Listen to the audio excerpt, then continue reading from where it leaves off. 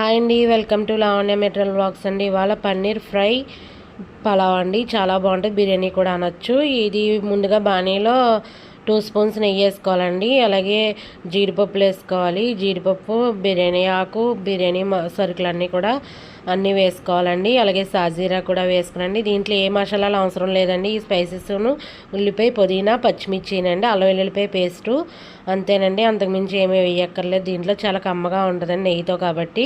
ఉల్లిపాయ, పచ్చిమిర్చి వేగిన తర్వాత పుదీనా కూడా వేసుకోవాలండి. అలాగే టేస్టీగా ఉంటుందండి. అల్లం వెల్లుల్లిపాయ దంచానండి, చాలా టేస్టీగా కమ్మగా ఉందండి. ఈ అల్లం వెల్లుల్లిపాయ ముద్ద కూడా దీంట్లో వేసేసండి. ఇది కూడా మగ్గనివ్వాలండి. కొంచెం మగ్గిన తర్వాత వంతుకి పావు వంతే వేసుకోవాలండి వాటరు.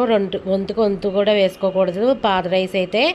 అలాగే సాల్ట్, సరిపడినంత సాల్ట్ వేసి అది మరిగిన తర్వాత నానబెట్టుకుని ఉన్నాయి కదండి ఒక పావు గంట ముందు రైసు, అవి వేసుకొని ఒక పక్కన పెట్టేసుకోవాలండి. అలాగే ఇది హోమ్మేడ్ పన్నీర్ అండి, నేను ఇంట్లో చేస్తాను కదండి ఆ పన్నీర్ అండి. ఇది 2 లీటర్ల పాలుదండి. ఈ పన్నీరు బాణీలో 2 స్పూన్స్ నెయ్యి వేసుకునండి. ఇది దోరగా వేగనివ్వాలండి. పన్నీరు వేగిన తర్వాత ఒక బౌల్లోకి ఇవి తీసేసుకోవాలండి. దీంట్లోనే ఆనియన్ చిన్న చిన్న ముక్కలుగా కట్ చేసుకున్నాం కదండి, అవి వేసుకొని ఒక ఉల్లిపాయ, తర్వాత పుదీనా, కొంచెం కొత్తిమీర వేసండి.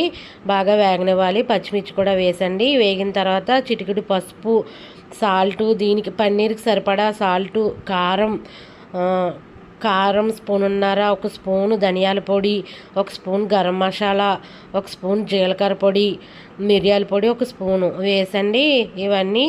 అలాగే ఇది కసూరి మేతి కూడా కొంచెం మెదిపండి ఇలాగ చేతితో వేసుకోవాలండి. వేసుకుని బాగా కలిపి బాగా ఫ్రై చేయనివ్వాలండి.